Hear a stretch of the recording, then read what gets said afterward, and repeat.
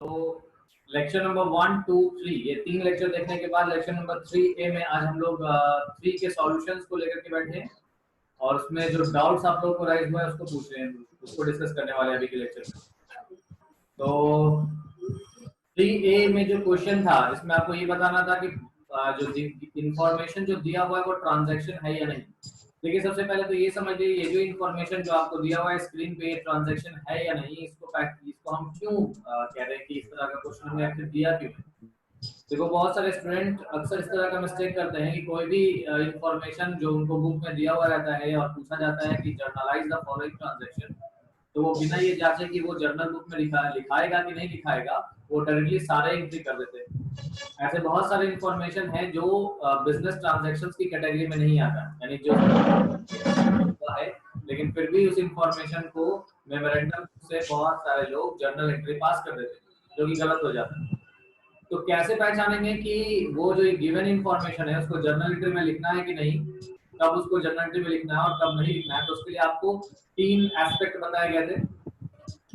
तीन पॉइंट्स आपको आइडेंटिफाई करना है। पहला 2 एस्पेक्ट्स, लेन देन में 2 पक्ष का होना, दूसरा मनी वैल्यू या कंसीडरेशन का होना और तीसरा फाइनेंशियल पोजीशन का बदलना। अगर ये तीनों पार्ट है तो वो लेन देन होगा और अगर तीनों में एक भी पॉइंट अगर मिसिंग है तो वो लेन देन नहीं होगा। दिस वाज व्हाट आप लोगों को ये वो पॉइंट है जो आपको बताया गया था। ठीक है, तो आज के क्वेश्चन में जो 3 में जो आपको क्वेश्चन दिया गया था उसमें बहुत सारे लोगों ने बनाया और बहुत सारे लोगों को कुछ दिक्कत हुआ है। तो आइए उस क्वेश्चन को उसके सॉल्यूशन को एनालाइज कर लें। आपके स्क्रीन पे होगा receive an order from Shyam Babu for supply of goods worth ₹1000। 1000 रुपए का गुड्स सप्लाई किया है, 1000 रुपए का गुड्स सप्लाई किया श्याम बाबू को। अब आप यहाँ पर देखें कि 2 पक्ष जो है गुड्स का सप्लाई होना है, किसको होना है, श्याम बाबू को होना है। कितने का मनी वैल्यू भी है, कितने का 1000 का गुड्स सप्लाई होना है। बट क्या गुड्स दे दिया गया है, क्या गुड्स सप्लाई कर दिया गया, क्या गुड्स सप्लाई हुआ? No sir. नहीं हुआ, करेक्ट। क्या कोई पेमेंट आया उधर से? No sir. नहीं, इसका मतलब फाइनेंशियल पोजीशन चेंज नहीं हुआ। जब तक फाइनेंशियल पोजीशन किसी भी इंफॉर्मेशन का फाइनेंशियल पोजीशन अगर चेंज होता हुआ आप समझ जाओ लेन देन अभी नहीं हुआ है। इसका मतलब इसमें मिसिंग है, कौन सा पॉइंट मिसिंग है? चेंजेस इन फाइनेंशियल पोजीशन वाला पॉइंट, पॉइंट नंबर 3 मिसिंग है। तो जब पॉइंट नंबर 3 मिसिंग है तो एक भी पॉइंट अगर मिसिंग हो तो वो लेन देन नहीं होगा। तो यहाँ पर ये भी लेन देन नहीं है। क्लियर है? Yes sir. अब देखिए क्वेश्चन नंबर 2, आप लोगों के माइंड में क्लियर होगा कि ये टॉपिक चल क्यों रहा है। ये टॉपिक इसलिए चल रहा है कि कोई भी इंफॉर्मेशन जो जर्नल एंट्री पास करने के लिए दिया रहा है उसको जर्नल में लिखने से पहले ये चेक करना जरूरी है कि वो जर्नल में रिकॉर्ड होगा कि नहीं होगा। और ये जांचने के लिए आपको वो 3 पॉइंट जो रूल्स बताए गए हैं, essential elements of identification of a transaction, उन एसेंशियल एलिमेंट्स को आपको ध्यान में रखना है। अगर आप इस पॉइंट को मिस कर जाएंगे तो कई बार ऐसी गड़बड़ करेंगे, ऐसा गलती करेंगे कि वो लेन देन नहीं होगा और आप उसका जर्नल एंट्री पास कर देंगे। Number 2, receive free sample from x limited worth ₹2000। Free sample मिला है एक्स लिमिटेड से। क्या मिला? फ्री सैंपल मिला, मुफ्त में मिला। कोई पैसा दिया क्या? No sir. पेमेंट हुआ क्या? No sir. नहीं हुआ ना, फ्री में मिला है। या फ्यूचर में कोई पेमेंट करना है? No sir. नहीं करना है, यानी पेमेंट तो यहाँ पे नहीं करना। तो इसका मतलब क्या हो गया कि यहाँ पर सेकेंड पॉइंट कंसिडरेशन मिसिंग है, मनी वैल्यू यानी कंसिडरेशन मिसिंग है, तो ये भी लेन देन नहीं होगा। क्लियर? Yes sir. तरीके से पेड कैश टू मोहन, इसमें देखो 2 पक्ष है, एक कैश और दूसरा है मोहन। कितना रुपया मोहन को दिया गया? 2000 रुपए दिया गया। अब मोहन को जैसे ही 2000 रुपए देंगे तो कैश बढ़ा कि घटा? बिजनेस का कैश बढ़ा या घटा? घाटा। घटा। एक एसेट घट गया ना, तो एसेट्स में चेंजेस आया। तो जब कभी भी एसेट्स लायबिलिटीज और कैपिटल में चेंज आता है तो वहां पर पोजीशन चेंज करता है, और पोजीशन भी चेंज कर रहा है, 2 एस्पेक्ट्स भी है, कंसीडरेशन भी है। इसका मतलब ये लेन देन होगा, क्योंकि इसमें एक भी पॉइंट मिसिंग नहीं है, ये लेन देन होगा। क्लियर है? Yes sir. अब देखिए राम एक डेटा है जिसने प्रॉमिस किया है कि वो पेमेंट अगले दिन करेगा, नेक्स्ट डे वो पेमेंट कर रहा है, ऐसा राम ने कहा है। तो राम एक डेटर है। चलिए एक अकाउंट राम का, उसने कहा है प्रॉमिस किया कि पैसा देगा। पैसा दे दिया क्या? No sir. नहीं। अभी तो प्रॉमिस किया है ना, यानी पैसे नहीं दिए अभी उसने। तो क्या ये जर्नल में लिखा जाना चाहिए? No sir. No sir. नहीं लिखा जाना चाहिए। क्यों नहीं लिखा जाना चाहिए? क्योंकि अभी उसने कोई पैसा नहीं दिया, फाइनेंशियल पोजीशन चेंज नहीं हुआ है। ठीक है, इसका मतलब ये इंफॉर्मेशन लेन देन नहीं है। यस।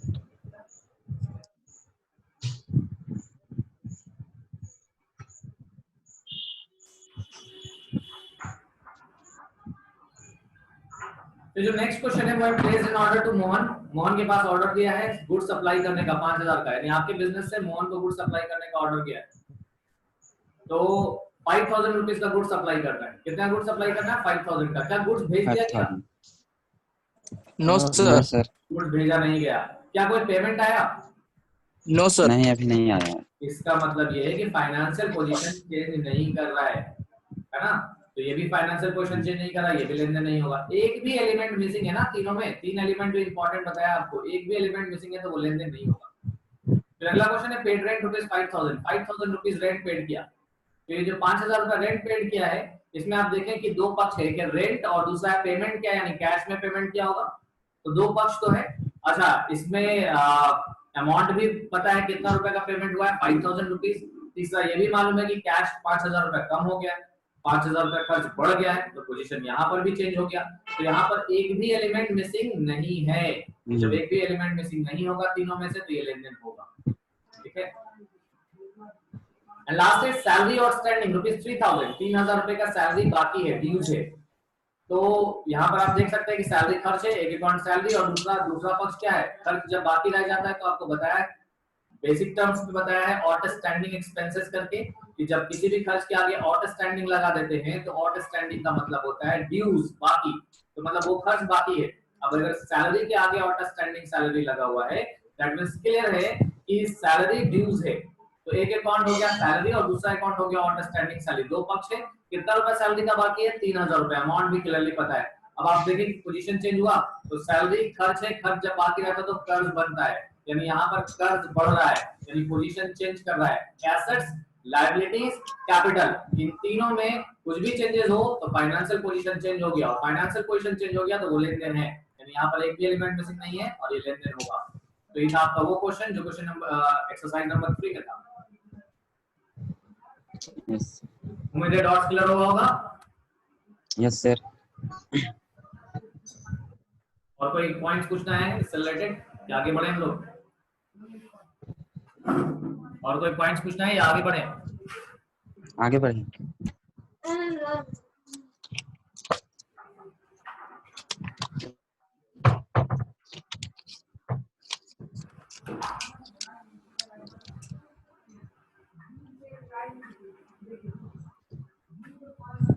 आगे बढ़े। Yes sir. चलिए, अब इसके बाद आप लोगों को लेक्चर 4, लेक्चर 5, लेक्चर 6। लेक्चर 4 आप लोगों ने पढ़ा होगा कैश और क्रेडिट ट्रांजैक्शन कैसे पहचाने, इसके रूल्स आपको बताए गए थे, और लेक्चर 4 आप सबने देखा। Yes sir. चलिए लेक्चर 4 में बताइए तो कि कैश और क्रेडिट ट्रांजैक्शन पहचानने के रूल्स क्या है?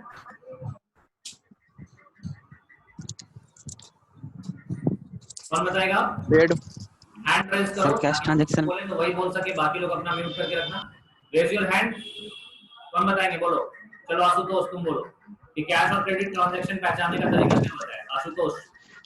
सर कैश ट्रांजैक्शन में पेड या इन कैश या फॉर कैश ये सब मेंशन रहता है, लेकिन जब क्रेडिट ट्रांजैक्शन में जाते हैं तो ये सब मेंशन नहीं रहता है। और जहां तक नेम और ऑर्गेनाइजेशन का जो बात है वो दोनों में रह सकता है, ऐसे ज्यादातर क्रेडिट ट्रांजैक्शन में रहता है।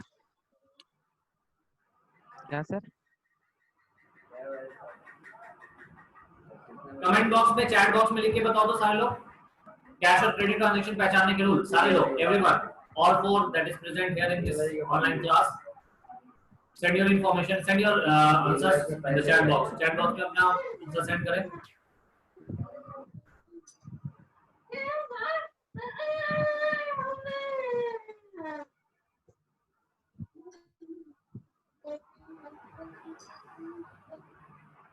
कैश और क्रेडिट ट्रांजैक्शन पहचानने के रूल्स जो आपको बताए गए।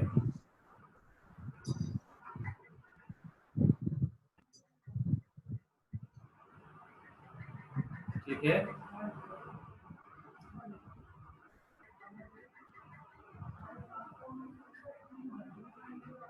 कैश में paid, for cash, in cash, very good, सही है। पर्सनल ऑर्गेनाइजेशन होना चाहिए, करेक्ट।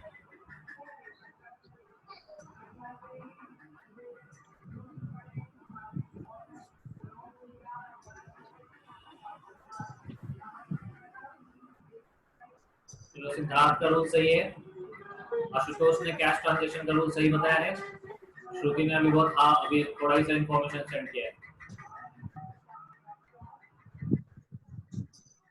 सुधांशु ने अभी अब आगे फर्दर लिखना शुरू किया है, जल्दी जल्दी बताइए। देखो बेसिक रूल्स, आपको एक चीज आप हमेशा याद रखेंगे, आप सारे स्टूडेंट का एक फोकस होता है कि वो ज्यादा से ज्यादा क्वेश्चन बनाए और क्वेश्चन उससे आसानी से बन जाए। तो अगर आपका फोकस पॉइंट ये है कि बस हमसे क्वेश्चन बन जाए, तो यकीन रखो कि आप क्वेश्चन बना करके भी अकाउंट्स नहीं सीख पाओगे। क्यों? क्योंकि कॉन्सेप्ट जब तक क्लियर नहीं होगा, कॉन्सेप्ट जब तक आपको नहीं आता होगा, आप अकाउंट सीख ही नहीं सकते। Focus should be on concept, concept building पे आपको फोकस होना चाहिए ताकि नए नए क्वेश्चन आप आसानी से इजीली सॉल्व कर सकें। सिद्धार्थ ने आंसर किया है, सुधांशु ने आंसर किया है, क्रेडिट में पर्सन ऑर्गेनाइजेशन का नाम हो। ठीक है सुधांशु, तुम्हारा भी कॉन्सेप्ट क्लियर है, श्रुति का भी कॉन्सेप्ट क्लियर है। चलिए आप लोगों ने आइडेंटिफाई कर लिया है। अगर आप कैश क्रेडिट पे फोकस करना है, कैश को छोड़ दो, कैश के ट्रांजैक्शन को छोड़ दो, आप क्रेडिट पे फोकस करो। क्रेडिट ट्रांजैक्शन के लिए दो रूल्स है। पहला रूल है कि किसी क्वेश्चन में नेम होना चाहिए, किसी व्यक्ति या संस्था का, किसी पर्सन या ऑर्गेनाइजेशन का अगर नाम है तो वो ट्रांजैक्शन क्रेडिट ट्रांजैक्शन हो भी सकता है, नहीं भी हो सकता है। अब नहीं है वो क्रेडिट ट्रांजैक्शन, ये पहचानने के लिए हमको ये देखना है कि पर्सन और ऑर्गेनाइजेशन के नाम होने के साथ साथ उसमें paid, for cash, in cash, asset term, जिससे कैश के पेमेंट का इंडिकेशन हो, एसेट टर्म मेंशन नहीं होने चाहिए। अगर नहीं है तो वो लेनदेन क्रेडिट में हुआ है। ये सिंपल सा रूल है। अब देखो आपको इसके लिए क्वेश्चन दिया गया था, ये क्रेडिट का रूल है और ये कैश ट्रांजैक्शन के रूल है। आपको फोकस रखना है क्रेडिट पे। क्रेडिट ट्रांजैक्शन का रूल आपको क्लियर है तो फिर आसानी से आप कैश ट्रांजैक्शन को पहचान सकते हैं। जो क्रेडिट नहीं है वो कैश है। और कुछ क्वेश्चन तो देखते के साथ आपको पता चल जाएगा कि वो कैश भी है और क्रेडिट भी है। ऐसा कई बार होता है कि जब हम कोई गुड्स और सर्विस खरीदते हैं तो कुछ पैसा पेड करते हैं और कुछ पैसा पेड नहीं करते। तो जब हम पार्टली पेमेंट करते हैं तो उसको cash and credit both involve होगा वहां। अब आपके सामने ये एग्जांपल्स तो हमने उसमें लेक्चर में डिस्कस किए, हम ये क्वेश्चन डिस्कस कर ले रहे हैं। ये 10 क्वेश्चन आपको दिया था। पहला कैश ट्रांजैक्शन या क्रेडिट ट्रांजैक्शन, क्या है पहला? कैश। Cash, correct. दूसरा क्या है?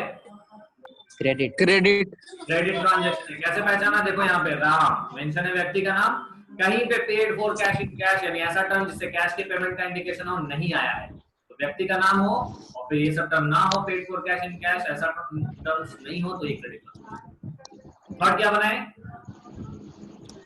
कैश। करेक्ट। यहाँ पर देखो फॉर कैश मेंशन है, नाम तो है श्याम का but still for cash mention है, जो कैश ट्रांजैक्शन हो। अगला है परचेज फर्नीचर। ये देखो यहाँ पे किसी व्यक्ति का नाम ही नहीं है, कैसा ट्रांजैक्शन होगा? Cash transaction. इसका आंसर क्या होगा श्रुति? कैश। फिफ्थ नंबर का ट्रांजैक्शन क्या होना है? क्रेडिट। Credit, yes. यहाँ पर देखो एक्स मेंशन है ना, व्यक्ति का नाम जैसे ही आ जाए, व्यक्ति या संस्था का नाम आ जाए तो paid for cash in cash आप चेक करेंगे, उससे आइडेंटिफाई हो जाएगा। तो ये क्रेडिट ट्रांजैक्शन है। क्वेश्चन नंबर 6 कैसा ट्रांजैक्शन है? Cash transaction. कैश जान लिया क्योंकि यहाँ पे फॉर कैश मेंशन है। फिर 7 नंबर कौन सा, कैसा ट्रांजैक्शन है ये? क्रेडिट है। यहाँ पे एक्स मेंशन है, इससे क्रेडिट ट्रांजैक्शन हुआ। Question number 8। Both sir, cash and credit. Cash and credit. Both है क्योंकि यहाँ पे क्वेश्चन पढ़ के ही पता चल जा रहा है। 2,30,000 में 50,000 पेमेंट किया तो बाकी उधार है। तो ये कैश एंड क्रेडिट बोथ होगा। क्वेश्चन नंबर 9 में सर वही कैश एंड क्रेडिट सर। ये भी दोनों है। 50% पेमेंट हुआ है बस, तो 50% पेमेंट हुआ है तो 50% ड्यूज है। कैश एंड क्रेडिट दोनों होगा। Question number 10 cash and credit. ये भी कैश एंड क्रेडिट बोथ, क्योंकि यहाँ पे 40% पेमेंट हुआ है। क्लियर है?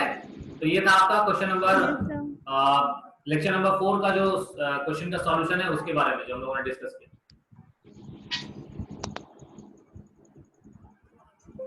अब आ जाते हैं हम लोग फर्दर 4 के बाद लेक्चर नंबर 5 मॉडर्न क्लासिफिकेशन। और मॉडर्न क्लासिफिकेशन का जो क्वेश्चन है उसके सॉल्यूशन। आपको क्वेश्चन मिला होगा कि आइडेंटिफाई करना है अकाउंट्स नेम, और टोटल आपको 20 क्वेश्चन मिला है, 10 यहाँ है। इसके सॉल्यूशन बनाया आप लोगों ने? Yes sir. प्लांट क्या है? एसेट्स। ठीक है। डेटर्स क्या है? एसेट्स। जिससे हम पूछेंगे Liability. आपको करना है, ठीक है। और म्यूट पे बाकी लोग अपने कॉलम को अपने म्यूट बटन में रखना। जैसे ही हम पूछेंगे नाम लेके वो अनम्यूट करके जवाब दें। डेटर्स क्या है? सुधा क्या नाम है? आशुतोष, डेटर क्या है? हेलो आशुतोष,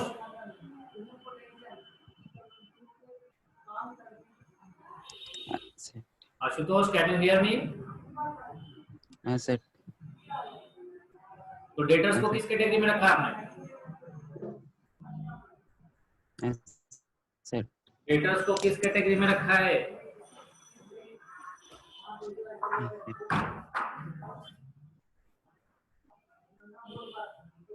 आशुतोष का आवाज नहीं आ रहा है। सुधांशु, डेटर्स को किस कैटेगरी में रखा है? Liability में सर. डेटर्स को कहाँ रखा आपने? Liability. लाइबिलिटीज। डेटर्स कहते किसको है?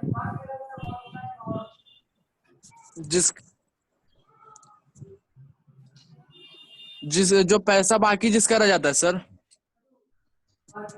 जिसका पैसा बाकी रह जाता है। ये एक्सप्लेनेशन दिया है। लेक्चर 1 देखा है आपने अच्छे से?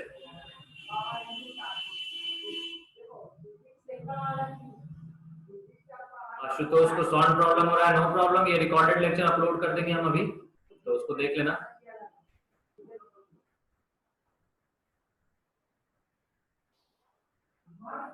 सुधांशु, देखो पहला एक एक लेक्चर इंपॉर्टेंट है। जितने पॉइंट्स बताए गए लेक्चर 1 में वो आगे यूज होना है, ठीक है। ये डेटर्स के बारे में डिटेल से बताया है हमने लेक्चर नंबर 1 आपके बेसिक्स का। लेक्चर नंबर 1 में ये पॉइंट्स दिया हुआ है डेटर्स के बारे में। कौन बताएगा?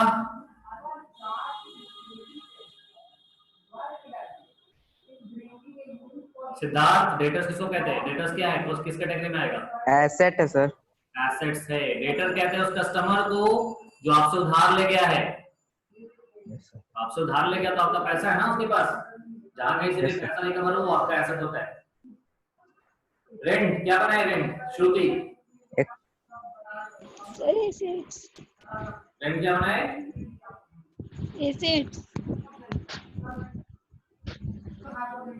रेंट एक्सपेंसेस है, खर्च है।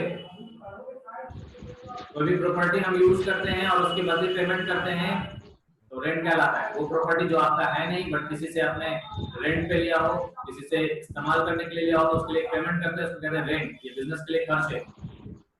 सैलरी क्या है? सैलरी क्या है बताओ? सैलरी क्या है?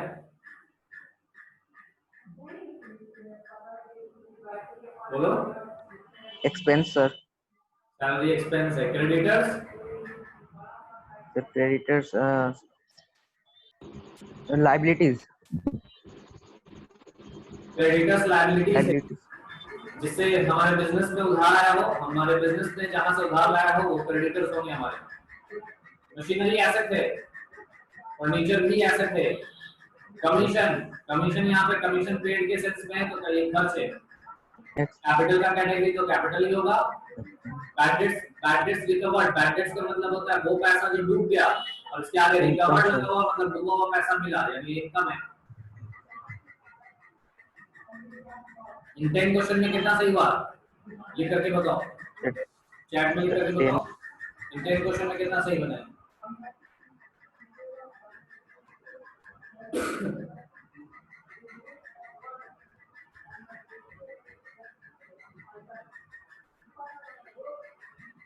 आंसर एक करेक्ट हुआ। जो दो गलत हो गया है उसको अच्छे से कवर अप कर लेना। Make mistakes but don't repeat it. जब आप मिस्टेक हो रहा है ठीक है, नो प्रॉब्लम, लेकिन मिस्टेक रिपीट नहीं होना चाहिए। अगर आप गलती नहीं करेंगे तो जल्दी सीखेंगे, गलती रिपीट करेंगे तो ज्यादा इश्यूज होगा, ठीक है। तो मिस्टेक अगर हो रहा है तो आपको हड़बड़ाने और परेशान होने की जरूरत नहीं है। Mistakes is obvious. First time आप बहुत सारे लोग जब बनाते हैं तो बहुत सारे लोगों से कुछ मिस्टेक होता है, लेकिन जो मिस्टेक आपने किया वो दोबारा अगर हो रहा है तो दैट इज द प्रॉब्लम। यहाँ पे प्रॉब्लम है, क्योंकि सेम मिस्टेक रिपीट नहीं करना है। तो अगर किसी का 8 सही है, किसी का 6 सही है, तो जिनका 8 सही है, जिनका 6 सही है, जो 4 गलत थे, जो 2 गलत थे, उस पे फोकस करना है कि क्यों गलती की आपने, और वो रिपीट नहीं होना चाहिए। आगे जब भी वो पॉइंट आए तो जो आपने पहले मिस्टेक किया था, इस बार आपका मिस्टेक रिपीट नहीं होना चाहिए। चलिए आगे देखते हैं हम लोग 11 से लेकर के 20 तक के क्वेश्चन में। इसके सॉल्यूशन आपके सामने है, आपके स्क्रीन पे, आप मिला लें। और इसमें कोई टर्म जिसका मीनिंग पूछना है और जिसके एक्सप्लेनेशन जानना है तो वो पूछिए आप लोग चैट बॉक्स में, क्वेश्चन पूछिए, हम देख रहे हैं। I will reply you.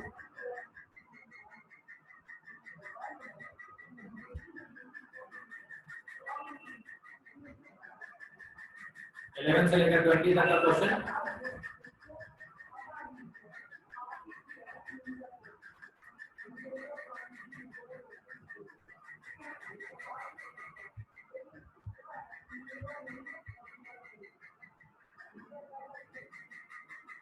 से लेकर 20 तक मिला लिए सब लोग?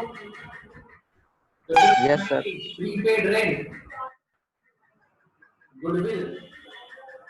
गुडविल एक तरह का एसेट है। गुडविल कहते हैं ख्याति और प्रसिद्धि को। जब किसी का बिजनेस फेमस हो जाता है तो कस्टमर उस बिजनेस उस शॉप पे बार-बार विजिट करते हैं, दूसरे कस्टमर्स को भी रिकमेंड करते हैं। तो इसकी वजह से होता क्या है, उस बिजनेस का गुडविल बन गया मार्केट में। तो गुडविल की वजह से वो सेम मुनाफा कमाने वाला है, दूसरा कंपनी जिसने सेम पैसा लगाया होगा अपने बिजनेस में, उससे ज्यादा मुनाफा कमा रहे होंगे, उससे ज्यादा मुनाफा कमा रहे होंगे। तो गुडविल एक तरह का इंटेंजिबल एसेट है।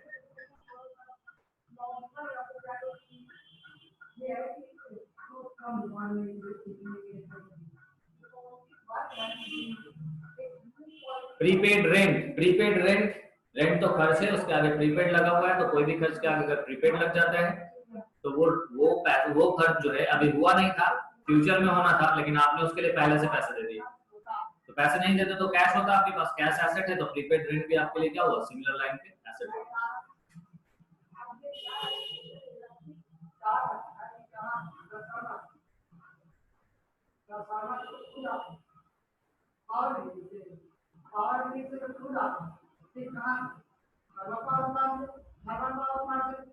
आउटस्टैंडिंग सैलरी, सैलरी यानी वेतन को कहते हैं। आउटस्टैंडिंग उसके आगे लगा हुआ मतलब बाकी है। कोई भी खर्च अगर बाकी रहता है तो क्या बनेगा, कर्ज बनेगा। कोई भी खर्च आपके बिजनेस में बाकी हो गया, ड्यूज हो गया, आपने पेमेंट नहीं किया तो क्या बनेगा, लायबिलिटीज बनेगा ना।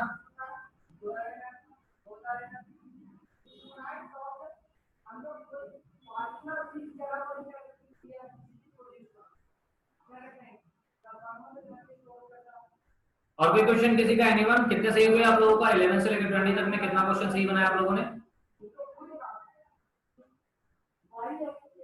11 से 20 तक में? कितना क्वेश्चन सही बनाया? देखो Sudhanshu, debtors, bills receivable, creditors, bills payable, आपको इस टर्म्स के ट्रीटमेंट जितने बार में क्लियर करना है, नो प्रॉब्लम।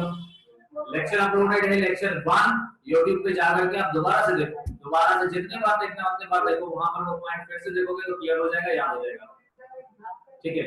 और अगर डाउट रह जाता है तो पूछना, कि अगर आपको कोई पॉइंट डाउट रह गया, दोबारा देखने में समझ में नहीं आया तो पूछ लेना सुधांशु। ओके,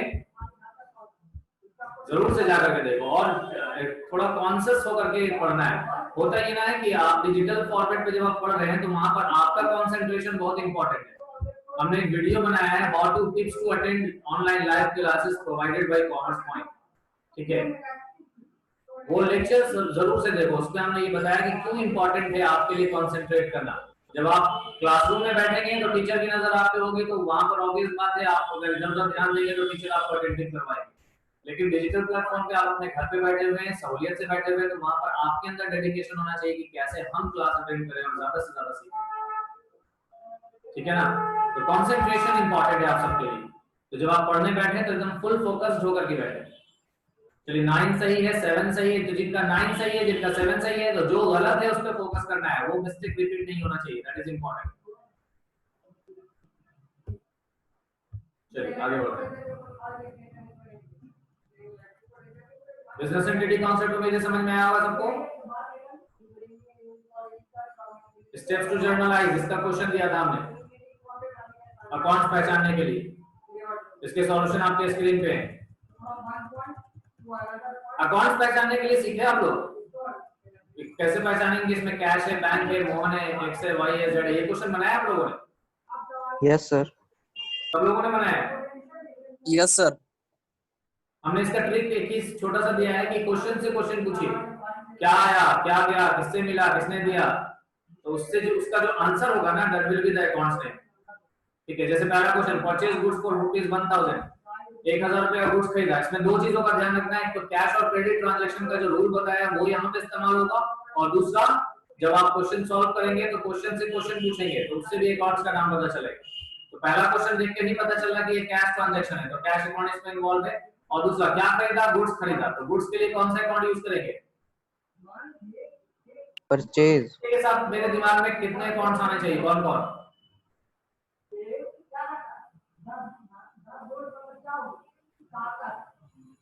परचेज और सेल्स आना चाहिए। सेल्स तब यूज करेंगे जब गुड्स बेच रहे हो, अगर बेच नहीं रहे हैं तो वहां पे परचेज आएगा, यहाँ पे परचेज अकाउंट। दूसरा क्वेश्चन में यहाँ पे राम अकाउंट इन्वॉल्व है और मशीन अकाउंट इन्वॉल्व है। तीसरा क्वेश्चन में कैश अकाउंट इन्वॉल्व है और प्लांट अकाउंट इन्वॉल्व। चौथे क्वेश्चन में फर्नीचर अकाउंट इन्वॉल्व है और कैश अकाउंट इन्वॉल्व। पांचवें क्वेश्चन में एक्स अकाउंट इन्वॉल्व है और सेल्स अकाउंट इन्वॉल्व। छठे क्वेश्चन में कैश अकाउंट इन्वॉल्व है, सेल्स अकाउंट इन्वॉल्व। सातवें क्वेश्चन में एक्स अकाउंट इन्वॉल्व है, प्लांट अकाउंट इन्वॉल्व। आठवें क्वेश्चन में कैश, सप्लायर और साथ साथ डिस्काउंट भी इसमें इन्वॉल्व है। डिस्काउंट, इसमें डिस्काउंट भी होगा, डिस्काउंट और प्लांट अकाउंट इन्वॉल्व है। सॉरी, इसमें डिस्काउंट नहीं है, डिस्काउंट अगले वाले क्वेश्चन में। कैश, एक्स, सेल्स और डिस्काउंट। कैश, वाई, डिस्काउंट और परचेज। ये आपका सॉल्यूशन है क्वेश्चन नंबर 6 का, लेक्चर नंबर 6 का। अब इसमें किसी किसी क्वेश्चन में अकाउंट समझ में नहीं आया कि यहाँ पे ये अकाउंट कैसे आ गया, ऐसा कोई क्वेश्चन हो तो पूछो। We are left with only 3 minutes 43 seconds. 3 minute 43 second हमारे पास बचा है 40 मिनट से क्लास में।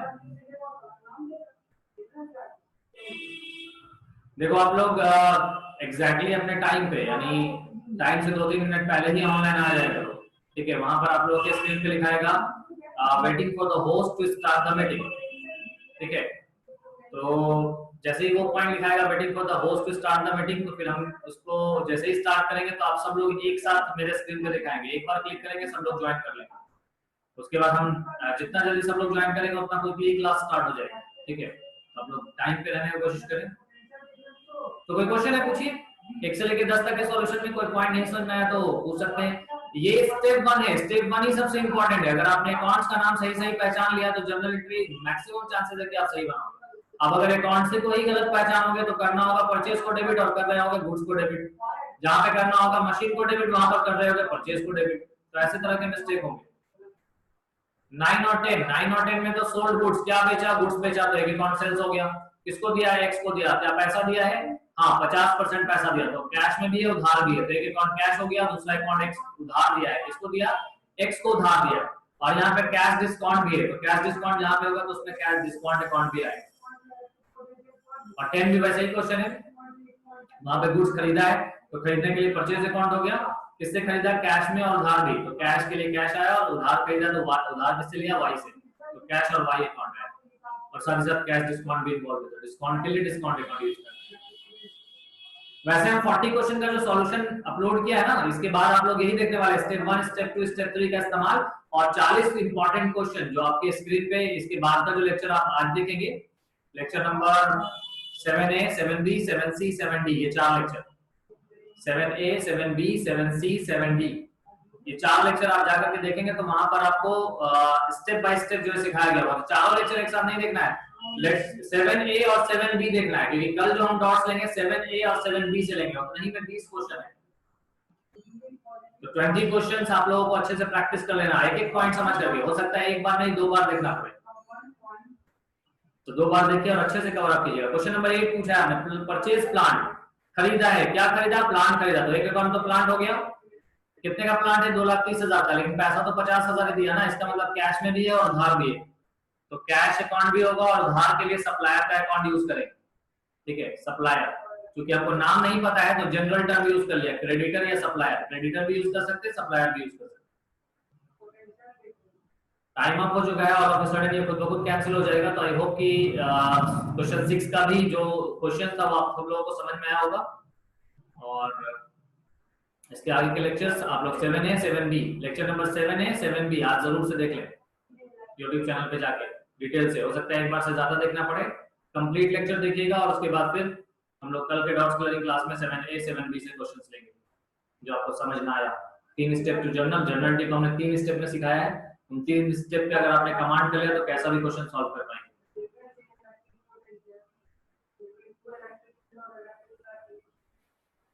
Okay everyone, see you tomorrow same time. Bye bye.